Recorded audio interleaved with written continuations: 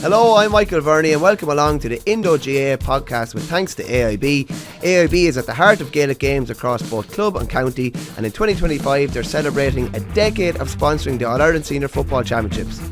With this year's championship shaping up to be one of the most competitive in years, AIB is more excited than ever to bring fans closer to the action. Check out the hashtag #TheToughest for more.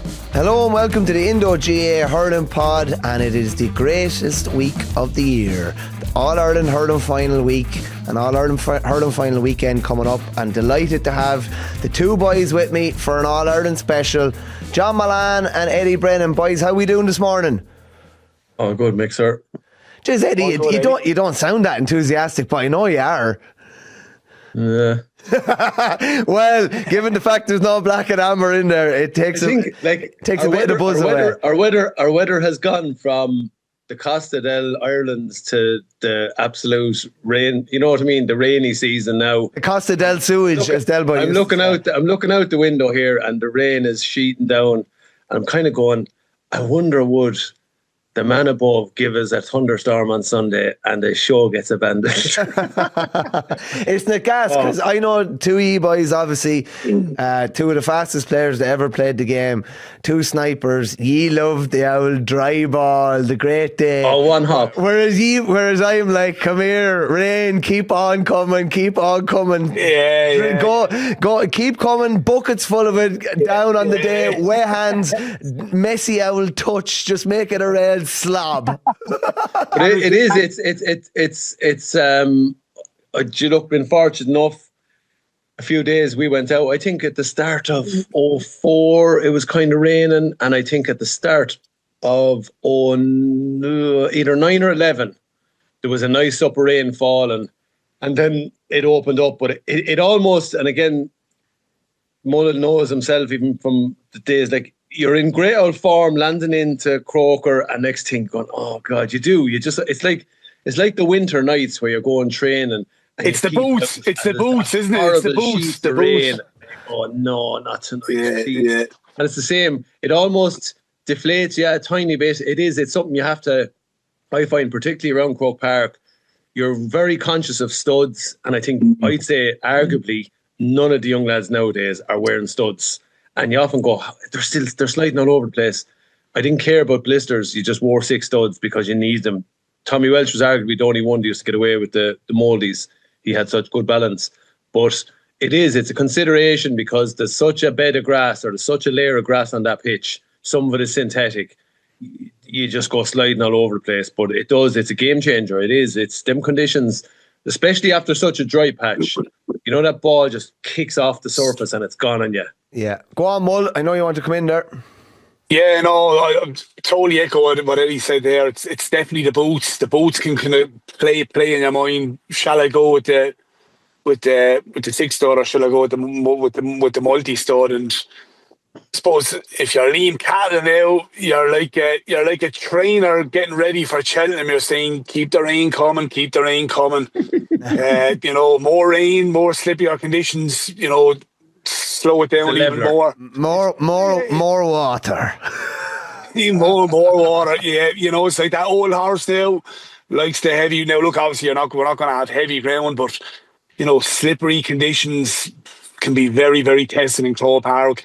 And to be fair, Tipperary are coming off the back of a win against Kilkenny in kind of for periods of that match in kind of slippery conditions. So look, the forecast for the rest of the week is showery weather.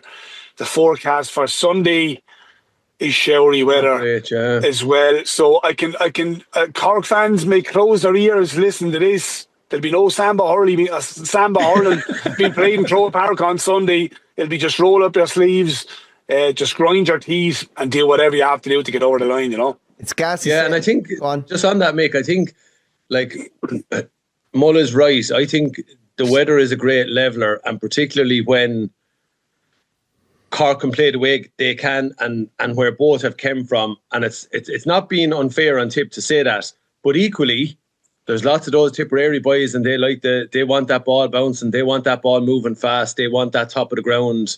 Like, to be fair to Jason Ford, I think he loves that type of ball. John McGrath as well, but they would probably, if you were to ask both teams which I'd say from the Tipperary defensive game plan, this would be nice. Oh, 100%. This will give them a little advantage, I think, or it'll help them a little bit. You say about the boots, lads. I'm fairly sure Gary Hanafy, that used to play with Offaly, religiously wore rugby studs.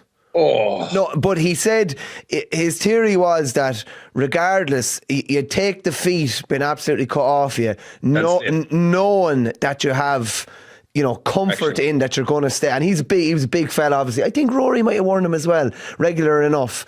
And it just made sure that you were never going to fall. And it's grand for you boys. You might fall inside corner forward. If the cornerback or the fullback falls, lads, that is it. Game over. That's all anyone remembers. Remember, if 10 balls came into you and you got 2 of them, that's all anyone remembered. They didn't remember about the 8 balls that the cornerback came out with. It's all about the net being rattled. But as well too, I don't know about Muller. I think there's an odd one then you can gamble on holding and let him out in front. And you go, oh, this kicks off that surface. I could be, you can take a chance on one. Yeah. How difficult is it for the keepers, lads? Can you consider how hard the ground is? Like, I love Jake Morris shooting on goal, even the one on Murphy last day. He always, the dart, that 6 yards, it's so hard to stop him. Only Murphy would have saved that probably the last day. But even like when you throw the rain into the equation, like you bounce a ball there in front of the keeper, it's nearly impossible. Eddie, did you have the two of you, obviously great goal scorers, like was it a case by case kind of basis where you were putting it, where you were shooting? Yeah, I think you think about it so much. You'll go through all these different types of finishes. Like I would say, for me, getting to the position where I have the least amount of work to do. So just for example, if someone breaks through and there's a 2-on-1, I generally be trying to peel off to the 15 position if I'm in front of goal, because I just don't want to have to change hands when I catch the ball. It's just catch, strike. Whereas you're talking millimeters and milliseconds. But then you're looking at, do I slide it? Do I just pass it in? Particularly if you got close enough, it was a game of kind of chicken, as in who stared down, and just slip it past them or pass it. It depended on the keeper as well. Like I would argue Brendan Cummins was one of the lads that would shoot at you very quickly. Fitzhenry, they would close that gap, and they'd also pose the question, I'm going out through you. So you kind of had that to contend with as well. And I think that's all part of the psychology when you get in there. But for me, a lot of the time it was actually take a breath and almost see what the keeper is going to do. And then like shuffling or moving your body ever so slightly can have such a difference. Ned, was it the second goal against Waterford in 2008? I think somebody, maybe it was Hennessy, came out to you. You actually planted your feet and lay back a small bit and bought yourself a yard, I'd say, to strike it. Yeah, I just remember when I came across, because as I was waiting for it, I was kind of going, right, and your peripheral vision comes into play here. You're watching, because if he rushes you hard and big, now you have a decision to make. You have to move, or else you risk hitting him. Whereas when I always liked, and I don't get it now with a lot of keepers, this throwing themselves on the ground. Like, I think stand big and make yourself as big as possible. And I just kind of, when I took it, I had to just lean forward to get around him and slide it. Yeah. But he was kind of coming through the air with his legs up. So again, the last day, and I know, look, Jesus, who'd be a goalkeeper? But I think for me, the guy that stands big and rushes you hard, if you think of a line from the ball to his body, and as he's closing you, he's making the goal so much smaller. But it's you're talking milliseconds and failing probably a lot of times before you actually really start enjoying that. It's obviously, I think it's almost the more you delay it, you can tidy it up.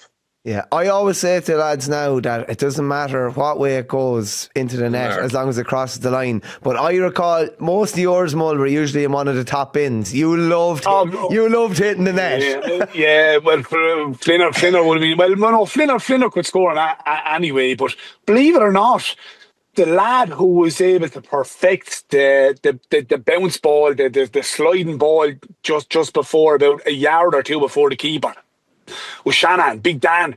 He was brilliant at it for such a big man. He got numerous goals by being able to perfect it.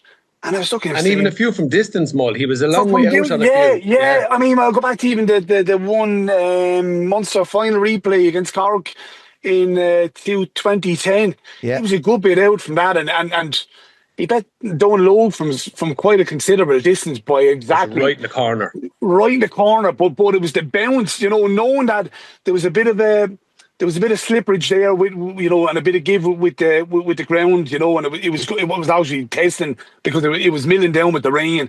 But he just perfected that shot, and I even go back to Munster final 2007. He scored another one against Limerick, same type of conditions. He got another one against Tipperary up in Croke Park. He was brilliant at it, absolutely brilliant for such a big man. The only thing is with him, with the finish at the moment, like I was out even pucking around the garden. The ground is so hard, but Croker has such a layer of grass. It will mitigate that a little bit. It won't. I see club fields now. The ball could leap up and nearly hit you in the face. There's such a give of it. Men, Eddie, I think you played in 10, maybe 11 finals. I think Mull, you obviously played in 08. Just quickly, Eddie, what way did you approach the week? Like, did you like the week? And what way did your approach to the week, to coming to the final, change as you got older? Did you make many mistakes even when you were younger? What way would you approach the week, and what would you do? I know your Saturday routine used to be at one of the festivals. The early. I always describe your psychological approach to your career. I think the early couple of years you just go with the flow. You live in the moment. You don't necessarily prepare for it. Then I found through the mid part of the career, you almost took it too seriously and you were like a robot. No, Jesus, if I didn't put on the left sock for this crap. Like you tried to, through good intentions, really mentally prepare yourself. I remember the 04 All-Ireland, and I liked being busy before an All-Ireland. I liked working, that you were busy right up to it or whatever. You had things to occupy your mind. And I remember the 04 and the run into it. I was doing I'd done some kind of thing for Energize on the Wednesday. I was tipping around to a few stores. And next thing except from the lad I was with, a tip man, Tony Lawrence, actually down from Carrick. And we had a good old day tipping around, and you weren't talking too much crap, but we got a free round in Mount Juliet on the Thursday. So what does Muggins do? Goes off down and plays golf in Mount Juliet on the Thursday. And to this day, I regret it so much. I then took the Saturday off from work, said, I'm not going back up to Dublin for work. And to this day, that was the wrong approach. Then I found... Was it in your head, Eddie, that you'd done the wrong thing? I just kind of went, I had too much time to fill. I had too much time with my own thoughts, and it wasn't good. I mean, I'd have been better off even telling the owl out there, Jesus, go cut silage or do bales or something and go off with him for the day and be busy. And some people said, geez, no, you're better off. I found just the mind being occupied was better, and then you get your odd little moments. Whereas then fast forward on to 06 onwards, I would have really took control of that side of things and said, look, routine. I remember, McGarry saying things about playing the match over in your head. I used to religiously do that, imagining little scenarios. And you'd be pottering around and during the week and you'd think of, what if this happens? What if that happens? I remember even playing the boys in 08, knowing, I said, James Owen Murphy, he plays from the front. You're going through that. And it's not that you're getting hung up on it, but you're just preparing yourself mentally. But I found having a routine where there was a nice balance between work and kind of focus and taking minutes, and just, I found anyway, I loved not being around Kilkenny. I was never around Kilkenny. I was living in Portlaoise at the time, and it was brilliant to not be around the hype. And I often said, geez, it must be tough on the lads everywhere they go. But you obviously learn to condition yourself. But I found just being busy, having things to occupy the mind, go through your routine. And like I said there, it was great to be able to go off and, walk around Electric Picnic, and just, it was grand. Whatever it is for individuals, I like being busy and having the mind being occupied. Mull, what changes would you make from 08? I know, you were doing funny things. Were you around at school on the Friday beforehand? Yeah. I just try and stay away from everybody. Try and insulate myself as much as I could.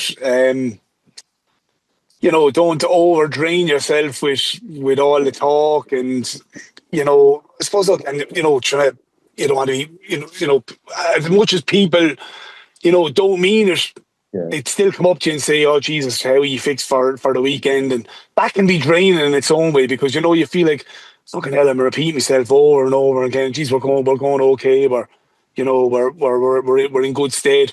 So if you're constantly repeating yourself, with person after person after person, that can mentally drain you, and it can take away your focus as well.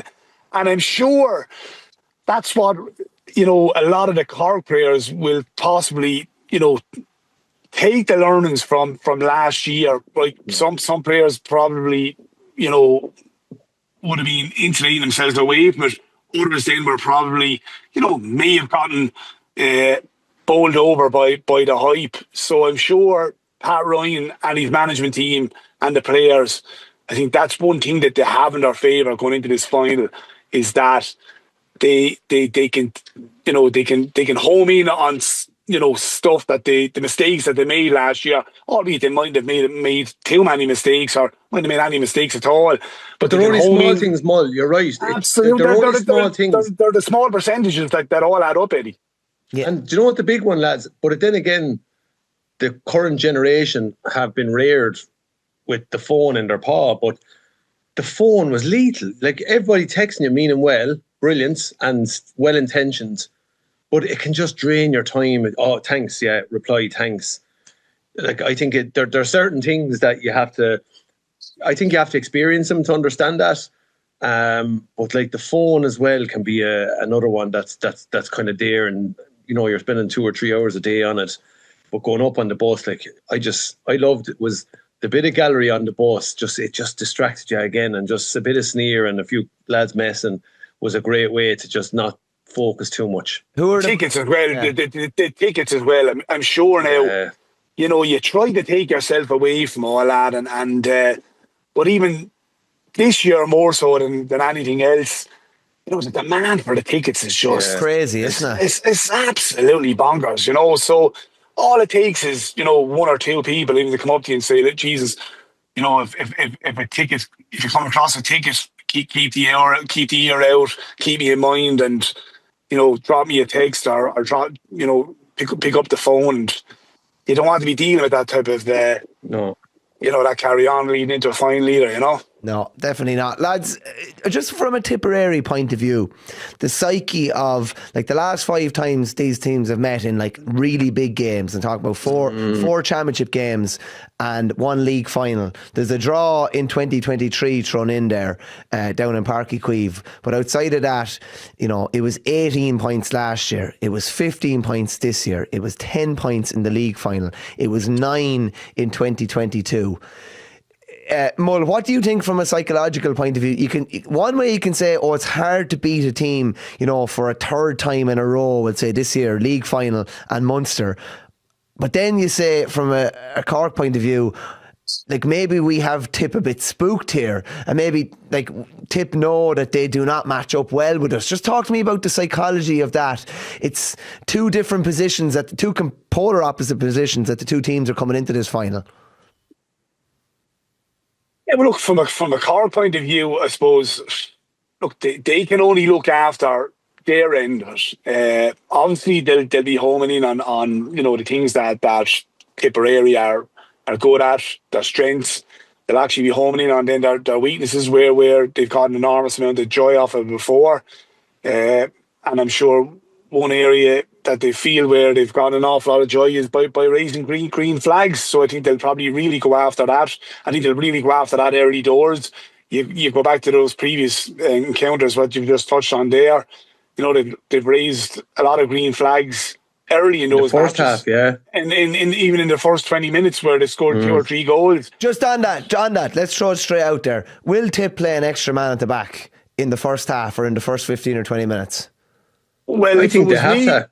I think they have to. And if it was me, throw in the conditions, throw in, you got to factor in that, that they probably are a small bit scarred from previous encounters where they're saying, right, on the previous three occasions, the game has effectively nearly been over at half time. So if you're Liam Cahill, you're the Tipperary management team, and you're sitting down and you're trying to, come up with a plan, albeit, Cork can beat you from all ends. They can beat you from inside, they can beat you on the half forward line, they can beat you in midfield, they can beat you from their own half back line.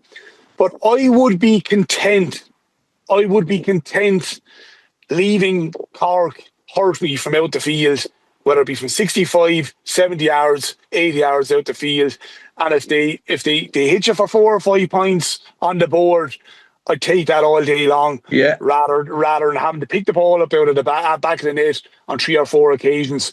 And, Dublin found themselves in that position where they were hit for 3 or 4 goals, and the game was effectively over. And I think from a Tipperary point of view, I'd say they would be saying, right, we really got a home in the first quarter, the first 15, 20 minutes. We try and keep it as tight as possible, nice and condensed. Make that middle third a kind of a war zone. And what they have in their favour, they know now, they played with 14 men against the Kilkenny team. Yeah. They threw it back to Kilkenny, where Kilkenny had an extra man at the back, and they didn't know what to do with the extra man at the back. So they know they can play 2 inside. They know they can condense that middle third, bring it into a bit of a war zone, make it as scrappy as they can, and have that extra protection of knowing to have that extra protection sitting in front of their full back line. Because if you afford this Cork full forward line 40, 50 yards of green grass, and they go a mano and they start following out the field, and Cork raise a couple of green flags early doors and they get into their rhythm, there's only going to be one winner in this match. Yeah, just on that, I think Mull is right, and that's my kind of synopsis of things as well, is that while Tipperary are probably chawing at the bit, I think probably Cal more so. He's really looking forward. There's one team I'd say he wants badly. He probably had a plan for the Munster round robin and it went out the window straight away before the ball was even thrown in. But in that type of match that Mull is talking about, like, you telling me that even with that, if Tipp decided to go with a +1, and I think it might even be more than that, what if you withdraw to the 45 and say to Cork all day long, let's see your short game all day long? Okay. You're like Collins can go along. I'm saying, what if you give them the puck out all day long? Tipp, right, first point, Tipp have the boys that can work in that 45 war zone and pick out points from the outside. They could go toe-to-toe with him on that type of game. As you said, shoot from the outside. You're now shooting from range, so there's a possibility with the wind and wet, it may not make its destination. Whereas if it's lads are getting to plant their feet, the point being, you're probably going to let them shoot from the outside, but you're going to be also putting pressure on them. But what if, what do Cork want? They want space. So if you take away that space, be it with a half back line that's going to probably hold a little bit and then drop back the fields, I know you kind of go, geez, there's a bit of disconnect with everybody then. Whereas we've seen teams try to go man-to-man with them. Dublin kind of tried it and didn't really. Then you have that big gap between the full forward line and the half forward line, which Collins can go over your half back line and put it to the boys. And then you have also to deal with Tim O'Mahony and co coming through on the support runs. So it's probably to hold your shape more than anything else and keep your structure. Like, do Tipp go for something early themselves and then park the bus as such? But like, the longer you can frustrate this Cork team and deprive them of goals, then that's obviously the point. But do you go into that slugfest and say, do you know what, this could be a 16 points to 17 points final, and Tipp, are you okay with that? Plus as well, Eddie, the luxury Tipperary have now with Armand out there, with Jake Morris out there, wheels and they're runners that will just put the head down, go with the man. If it's Joyce, if it's Downey, they'll take on the man from the half forward line. And even what you go back to some of those under 20 finals and the under 21 finals, where they were coming in waves, where they had 3-4 options off the shoulder. So you could be right. Something along those lines they might plan. And if you're a Tipperary, like Liam Cahill, they've definitely got to come with something. Like if you're a Liam Cahill, you're saying, right, we've got to keep. How are they going to break down this match, right? The approach has to be right. They've got to keep it tight early doors, not concede any green flags.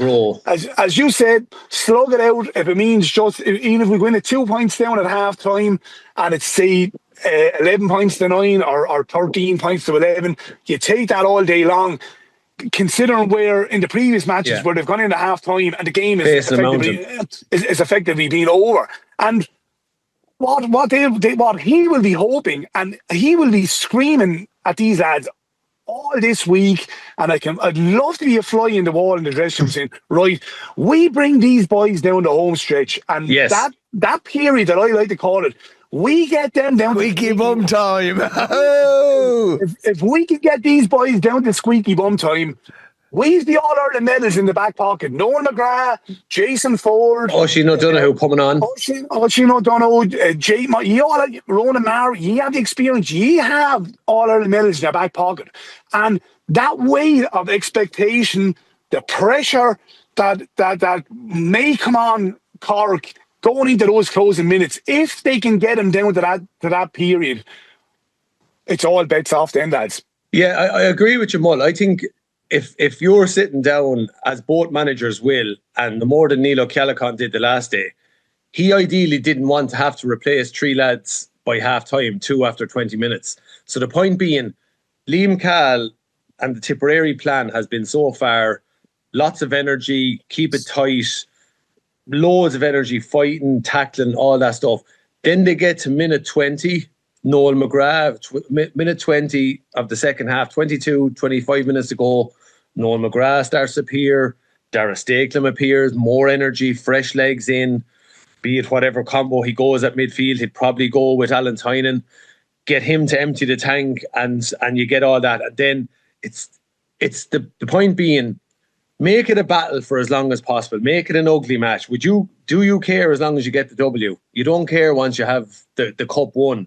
So therefore, bring it down to where we want the game played on our terms, and then start bringing in our boys. And with 10 or 12 minutes to go for it. Do you know what I mean? That's where you'd ideally. What Tipperary don't want is, as you said there, and this has to be in the back of their minds. Okay, they're motivated and they'll back themselves, and rightly so. But what has to be in the back of their minds a little bit is, if Cork get that early start, they're facing a serious monster, and they've seen how that has gone down for them in the last couple of exchange matches. Like, are we all in agreement, all three of us, that they can't take Cork on in a shootout? I don't think so. No, I don't think they can, lads. And maybe we're being hard because Tipp have some class scorers there. But if you go back to even the semi-final, lads, and I'll be honest, I'm not trying to take away from it, they were worthy winners, but they did not hurl from start to finish through that match. You know, they were dominated for the first 20, and you do that sometimes. You have to hang in. It's an admirable trait. But I suppose the question is for Liam Cahill, that's the dilemma for him. Does he want to maybe win ugly, or does he want to be radical in his approach and say, do you know what, we're going to clog it up from 65 back to our goal. We're going to clog that up. They are not getting an inch of space back there. Can I ask you, Ned, though, quickly, from a managerial point of view, how easy or difficult is that to actually implement when it's not something you've probably been practicing all year? If you get it. Hold on, Michael. They done it against you were up in the gantry for the game against Kilkenny. For the closing period of that match, the 10 minutes. Okay. They killed the Tipperary structure, changed. They went with one up top. Sometimes even what Eddie was saying, they went with nobody up top, and sometimes they had the two up top. And then they just flooded that middle third with bodies. I actually went home and watched the repeat of the Dublin and Cork match. And I watched the Kilkenny and the Tipperary game back again. And it was chalk and cheese. The amount of bodies that were in that middle third from between the Kilkenny match and the Tipperary match to the Dublin and Cork match was chalk and cheese. It was so open for Cork. They were able to run through the lines. They were able to get their head up. There was so much green grass to run into, and I don't think Tipperary can afford to go down that route of giving this team green grass. You're on about the implementing that mixer. I think like you have to have 2 or 3 different play setups as the match goes on, and again, players will have done that in training and default back to that. Like, how do we play with 14? Well, we have to mind possession, and lads have to work that bit harder, and we'll come back out and we'll give them, like, if you're the same too, like you're making the opposition decide, and Tipperary arguably knew this with Kilkenny, even though there was bodies back, say, look, they're going to bring it out a little bit and then they're going to bomb it, and we'll fight them up here.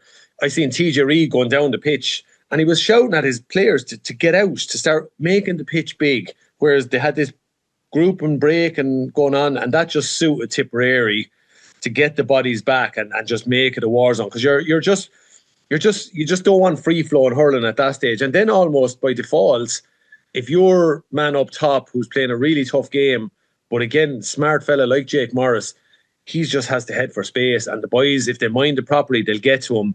And even you look at Noel McGrath, the last ball that he got, where did he put it? Down on the 14 out near the sideline. So sometimes you don't have to shoot points either. You can just make the opposition go all the way back down to the far end of the pitch, and we'll set up nice and defensive and come at us. And from 45 yards out, you're going to start to put a little bit of a pressure on them. But I think maybe we're being like, I think if this was a Tipperary team of the 16 to 19 crew, they're more than capable. They had too much armoury up front. They could hurt you that way. Like, you had Shamey in the form of his life. You had, lads back the field. Whereas the Tipperary team, and I don't mean to, I think as a unit and togetherness, they're more functional and spirited. But do they have the individual? Are they stacked with individual talent? And I'm not being like, I think what has sustained Tipperary this year is the collective spirit and the unit, how tight they are as a unit. And that's a really important value, because I think that's playing to their strengths. They have a lot of bodies around, even the Ronan Maher going back. Ronan Maher now takes a detail. That doesn't mean he's running all over the place. He's marking TJ Reid the last day. He marked Peter Duggan at 5 and 12 against Clare below an Ennis. So Peter Duggan and TJ aren't going to run Ronan Maher all over the place. So, Sunday, what if Ronan Maher is maybe marking who? Who's he going to detail after? I don't think the matchups are not hectic. I would say there's not a TJ. It's either Huggy maybe or Declan Dalton. Yeah. Ronan Maher will go on Brian Hayes. I'm only surprised. I don't know. You think so? No. You go back to it, lads. He's marked TJ up in Ennis. He marked Peter Duggan. I'm just saying from an aerial point of view. Yeah, from an aerial point of view. But Hayes, look at the movement that Hayes does. If Hayes gets the ball, lads, in his hand, it could be game over. Like, do you know what I mean? Have to keep it out of his hand. He's so fast. Like, with due respect to TJ and Duggan, they don't have that same raw pace as Hayes has when he gets the ball, and with just that single-minded thing that. Here's another one now. What Tipperary done very, very well the last day. You go back to and the teams have never done it before. You take Adrian Mullen. When Adrian Mullen was nearly going back into his own half back line against other opposition teams, they weren't following him. Tipp followed him into his own half, and hurt him. He was out of the match for large periods. I think he came in the second half, got 2 points. So you're thinking now, even Decky Dalton, he goes back the field. So will Craig? I'm thinking to myself, Craig Morgan will follow Decky Dalton, and Craig Morgan is such a versatile player where he's played midfield. He can get forward. I'd say he'll say to himself, he's played corner back. I'd say he's saying to himself, right, if you go Decky Dalton into your own half, I'm going to follow you. If I get on the ball, I'm going to put you on the back foot. Well, Decky Dalton can't be let float around like that, because he's playing too well from the outside. But I think the big one is, like I said there, Ronan Maher is class. What if Ronan Maher is higher up the field and he gets a few balls into hand, he could clip points. But when you look at what they've got on Connolly so far, but is Connolly a nice fit for Brian Hayes? Do you know, like there's like you said there, I think there's so many ways. Well, I put it this way, Eddie.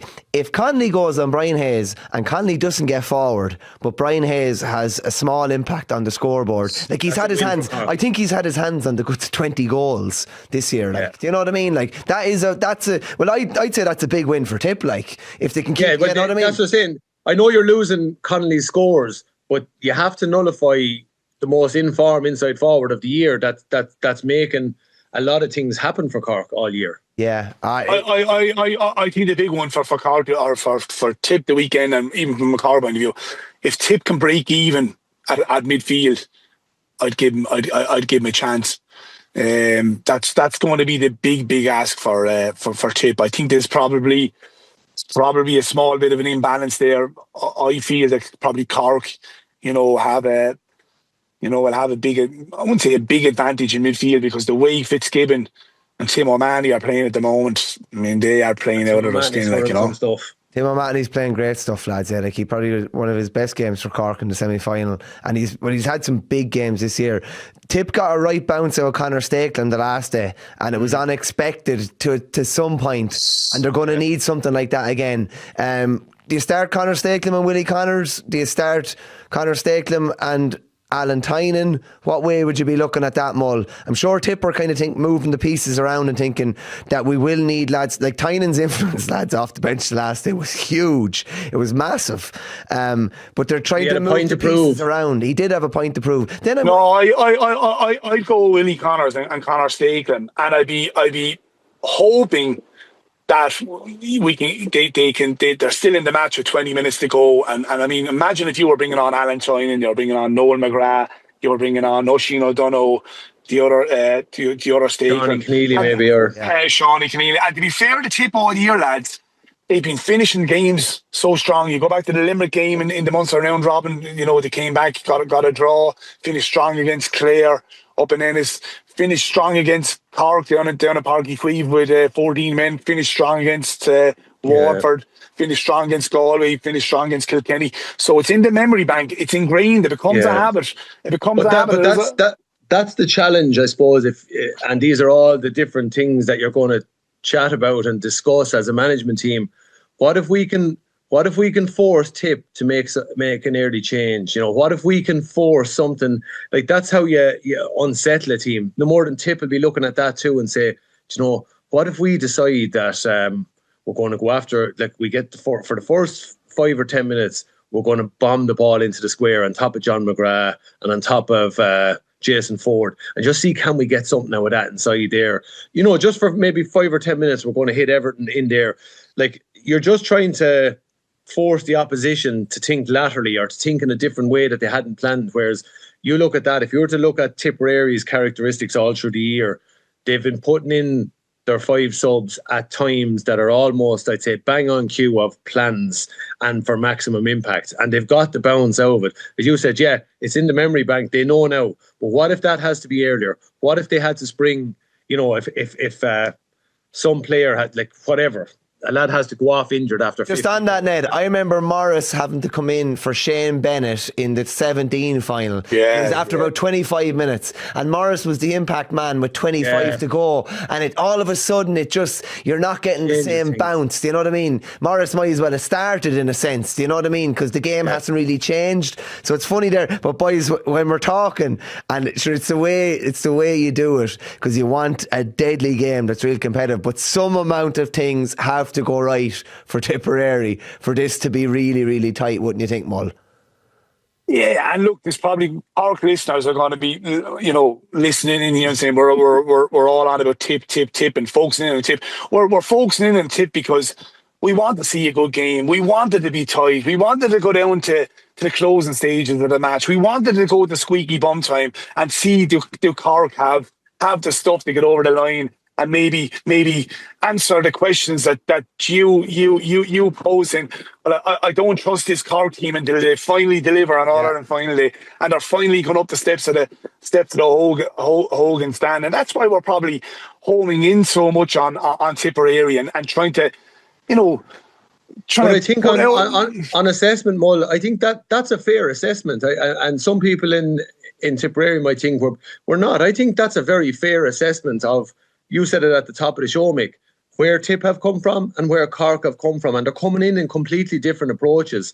And like I said there, individually, Cork look stacked. They look like a great bench. Tipperary are different and have lots of strengths in a different way. So, and Mull said there, and that's a significant point. You have a couple of Celtic cross holders in that Tipperary panel. You have 8 lads going into an All-Ireland final for the first time in their lives in Croke Park. They got a spin around Croke Park the last day. All-Ireland final day brings something different. So, like, that experience is going to be massive. And they'll reassure them, say, boys, Tip hurlers, this is where you belong, this is where you want to be. So there's all that going on. But I think the way we're talking about the game and how it's going to play out, or how it possibly play out, I don't think there's anything unfair in that. That's a very fair assessment, I think, and it's the real assessment of where it is. And we're just kind of kicking it around, going, what do you do different? How do you to bring it into an exciting affair? Because I don't think any of us wants, it to be, born, or you want one team running away with it. So, like, this is the showpiece event, and sure, we want a brilliant match and brilliant entertainment, but obviously the two teams are playing don't care. They just want to get a point up at minute 73 and get home with the cup. It's funny you mentioned it there. I remember Clare and Galway in the 2018 All-Ireland semi-final. I think Galway went 1-6 to a point up, and Clare literally, I think they withdrew everybody. Like, everybody came back inside the midfield and they just started carrying ball and they got themselves back. Galvin went centre back. So you do, like, Tipper might have to do whatever they have to do to try and play the game on their terms, and that's the big thing. But even All Ireland finally, you just touched on it there, Eddie. Like, we're homing in on the Cork full forward line and areas that Tipperary, have got to stay focused and be drilled on if they're going to try and bring this Cork team down the home straight. But sometimes All Ireland finally, it's the unknown chap that won't be talked about, could rock up on Sunday and go mad, and become the hero for his county. We've seen it time and time again, and even you're touching on some of the younger lads. Sometimes the younger lads, and one word that's been used within the Tipperary camp all this week and last week is carefree. That some of these lads are just going to could rock up Sunday, not a care in the world, and saying, I'm just going out playing another match. I'm just going to really, really enjoy myself today. And they could have the time of their life, and they could end up being the player of the match. So, and you even see, like, some of the Cork players, you could take someone like Shane Barrett, who probably might have been quiet on one or two occasions. I was just going to say, he quiet semi-final, sometimes they can be the bolter. He come to the bolter, or young Healy. We don't know where Harnedy is at. Will Harnedy start? We won't know until the teams are. I think Pat Ryan has kind of put his cards on the table. I think he needs Seamus Harnedy, but he also said that, going back to the Limerick game in the round robin, that he would not start players that he didn't think were fully fit, because it says it has a knock-on effect. So I think, just how much could Harnedy have done? He would only be back training this week, was what they said. It depends on the scale of it. If that's just a small tweak when they done it and it was precautionary, I'm sure, with the best will in the world, and you can't take chances, no manager would ever want to take chances or be casual about something. But I think they looked at the opposition to a certain degree and trusted their squad and said, we're not going to risk him recurring that, because we have to be maybe pound wise and not penny foolish on this thing. But I think just one point there on what I'm talking about with letting Cork bring it out short. Cork are good at that as well. They might have to just, if Tip put bodies back and Cork have to bring it out, that can take a while. But they're able to play that game too. They have some good lads to carry the ball out. They'll know themselves they can shoot from outside. But also, just one fella there, and I know we've spoken about him, and he's had a fairly topsy-turvy year for a guy that's talented and all. I think Darren McCarthy's coming into this All-Ireland final, and he has to be really, really motivated. And I think he's a guy, if I was to turn around and throw out two from each side that I think could be in the shake-up to win the match for their county, I think here's a guy. Now, again, the decision for Liam Cahill is who hits the freeze. Does he have trust in this fella on the biggest day of all? And it's a lot of responsibility putting on a 20-year-old's shoulders. But this guy has proven at times he's able for the pressure. But I just think, in light of what happens, I think he's gonna. I won't be surprised if Tipp are to win. I think this fella could have a huge bearing on the game. If Cork do you see him running into Sean O'Donoghue at the start like he did the last time? I think go in and give him a cuddle. Who are the Cork bolters, Eddie? Who do you think are the Cork lads? I think Barrett has had an indifferent year since he got sent off in Ennis. I think he hasn't found his mojo. Got a nice 1-2 against Limerick there in the Munster final. I think he was quite enough the last day simply because I think he went out the field and they went after him, Eddie. Yeah, they did. And everyone else, but everyone else flourished as a result. But that's the thing. I used the word pick your poison against Cork. Which way would you like it? And that's the reality. But he's a guy who I think could be coming into this really motivated, because would it be fair in saying Clare done a decent job on him last year in the All-Ireland final? I think John Condon went after him a fair bit, and he kind of he stopped his influence. So someone like that could have a huge... Leahy then, I seen him there having a great game against David Blanchfield blowing the league. I know it's a long time ago, but by God, if this lad gets grass to run into with ball and possession... Healy. Yeah, he's a good joke. But I think to a degree... I think he's playing a very unselfish workman-like role at the moment for Cork to lead that space inside, but he's more than capable of carrying ball and carrying it very, very effectively. For Tipp as well, I think Andrew Ormond is a guy who has really, really flourished for them. I think he has done really, really well, a real tidy hurler. Wasn't he brilliant the last day, Ned, when he played a different type of a role? Like I don't think he scored. He was just on a load of dirty ball and carrying and doing real hard yards. And that's the thing. I've seen him like in club matches in Tipp, and I've seen him playing with Tipp under 20s the time they won the All-Ireland. You'd look at him and stature-wise, everything you go, like he's your quintessential inside number 13, real fast, nippy, good in the air, able to take, just a real baller. He's able to hurl. But what has surprised me is that Tipp have put him out as an 11. Okay, against Clare, he got inside and got 2 brilliant goals. That's in his locker. He's a tidy finisher. But that has surprised me a little bit, is that he's been able to go out there, and he's also an axis for Rhys Shelley. Rhys Shelley is able to find him off puckouts as well in those little pockets either side of 6. Into midfield. But you gotta give him great credit, lads. I mean, he's 25 years of age. Yeah. It just goes to show you, like, if that was anyone else, they'd be saying, right, the penny might drop, saying, right, I'm 23, 24, I'm not getting a look in here. I'm not gonna give that level of commitment to sit on the bench. He might say to himself, well, look, I'm gonna go off to America for a couple of summers, but no, he's stuck with it, and he's getting his just rewards now. So it just goes to show you, for any players out there that might be getting a look in, or might be struggling and might feel that they're being hard done by, to hang in there and to keep going and keep putting the head down, and he's a prime example of it. Lads, just a quick one there. Cork have actually lost their last 5 All-Ireland finals, including replays. 06, 13 like draw and replay. They haven't won any of their last 5, should we say, and then 21 and 24. But they had a great chance of winning that game last year, despite not really performing as a team. I think that'll be huge for them on Sunday. Like, they know that they can play an All-Ireland final, not play particularly well and still nearly win it.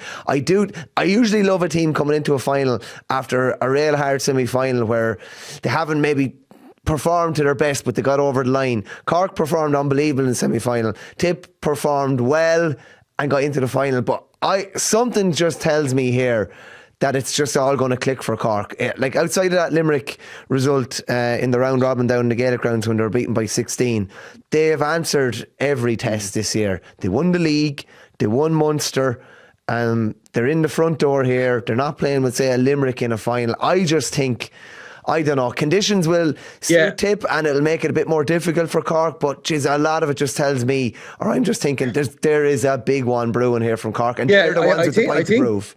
I think I thought that very point.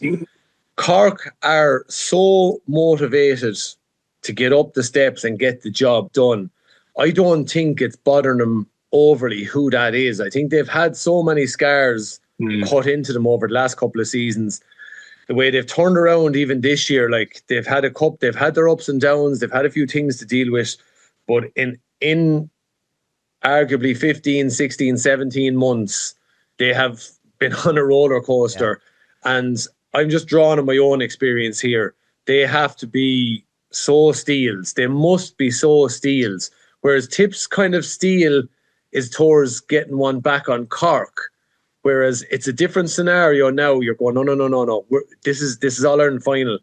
The jerseys that you're playing against are different. It's the focus on, I don't care who it is. These lads are between me and an All-Ireland medal. I don't care who it is. Whereas I think to some degree, and Tipp are coming, I'm not trying to take any credit away from either team here, but if I'm looking at it from that angle, Cork must be absolutely stone cold. Just real assassin-like going, I don't care who it is. I don't care what way you want it. And that's ideally the way Pat Ryan wants his boys. Lads, I hope they bring this down to squeaky bum time. I hope they throw the kitchen sink as. I hope we get every kind of challenge going because we're ready for it. We're ready for whatever these boys throw, whereas Tips is a little bit different. I think Tipp are trying to, get into Cork's heads. And that can be levelled against Cork fairly up to now, saying, Jesus, they let you down when they really need to deliver. And their own supporters have said the same. I just do think, I agree with you, Mick, I think that will be enough to possibly get them over the line in their hour of need to win Liam McCarthy. Yeah, but I said it from the get-go, and you know my feelings on Cork this year, that it has the hallmarks of 0-4 all over again. Lost the final in 0-3, sprinkled in a new bit of talent into the starting 15. Have a good bench. And just they have that pain, they have that drive, they have that motivation that you just touched on, Eddie, that it doesn't matter who we play, there's nothing standing in our way of getting up those steps. And 20 years is just far too long for a county like Cork. And I just think it will be the deciding factor. I just think it's Cork's time. I honestly do think it's Cork's time. I said it from as early back as January, February. I thought that they'd win everything, the league, the Munster Championship and the All-Ireland. Now, they had that bit of a setback up in the Gaelic grounds. They lost by 15 points. It kind of changed my mind. I thought, they wouldn't go up to the Gaelic grounds and win the Munster Championship. But I firmly believe once they got into Croke Park that they would kick on and win the All-Ireland. And I just think from their end of it, whatever is thrown at them on Sunday, they've just got to stay focused, tunnel vision. We focus on ourselves. And one thing I even talking about that they really have honed in is one area Cork have really improved on is out of possession. Their numbers out of possession when they don't have the ball. They really, really, really improved on. And I go back to it, lads, and people kind of half laughed at me. The three S's, Galway had it in 2017, skill, strength and speed, and they have the full package. And I think, they won't have the big crowd up there the weekend as they've had in previous encounters with Tipperary, which I think will help Tipperary. But I think they'll have more in attendance because, as I said, it's just that weight of 20 years. Yeah. And I just think it's their time. Even the Killer song coming out at the moment. Pat Ryan, we had it with Tony Keady in 2017. Ray, Pat losing his brother Ray. And I just believe Ray Ryan will be the 16th man for Cork the weekend. And I think Cork will get over the line the weekend myself. And one other thing is, I think maybe what we haven't spoke about as well is that Cork half-back line are really, really zinging at the moment. Joyce is hurling some stuff at the moment at wing back, and I think Rob Downey is arguably the key man for Cork, because I think when he's on the pitch, that Cork defensive unit are a different animal. You can't go over them. You can't hit bombs down on top of them boys. And Coleman has an edge to his play this year that I haven't seen. I class him as a real tasty, skillful hurler, unquestioned. But I often wondered, I said, has he that steel? I thought he got poked around Croke Park a little bit in 2021 All Ireland. He's a different animal this year, and he's hurling fair stuff. Certainly, just before we go, can I give a special mention to one Cork player? And I'd say he's probably after feeling it this year. And, you know, it probably, I wouldn't say it probably goes a bit unnoticed, but one chap, he got injured and he was playing out of his skin and he got injured down there by Pádraig Power. I mean, you would, I mean, I can only imagine how that poor chap is after feeling this year and his family. And you just hope that, you know, when Cork, you know, if Cork are to, I wouldn't say when, if Cork are to win Sunday, that chap gets a special mention, because sometimes, you know, when a chap gets injured, and I'm sure, look, Pat Ryan has probably touched on it within their own camp or within their own circles about Pádraig Power, and you know, the 30 lads taken to the field the weekend, or the lads that are talking out, you know, think of that chap the weekend. I mean, they have the beautiful thing now of being afforded the opportunity of going out and running onto that pitch the weekend. And that chap, Pádraig Power, and I've no doubt he will be back. He will be back next year. But I just think he deserves a special mention. You know, considering the journey Cork have gone on this year, and considering that, you know, they are facing into the weekend of probably, you know, creating history and breaking that 20-year mark of bringing Liam McCarthy back to the Rebels, you know. Well, based on they're loving this in Tipp. Yeah, based on the three of us, it's 3 votes for Cork. I'm hoping after an unmerciful battle, with a bit of luck, an unmerciful battle, and it goes right down the stretch. I know Cork fans would love early goals. I hope it's points from distance and we get a real struggle going down the stretch. But John and Eddie, thanks a million for joining us, and hopefully everyone will enjoy a belter of an All-Ireland final this weekend. Lads, we'll talk again soon. All the best, boys. Lads. Enjoy. Good luck.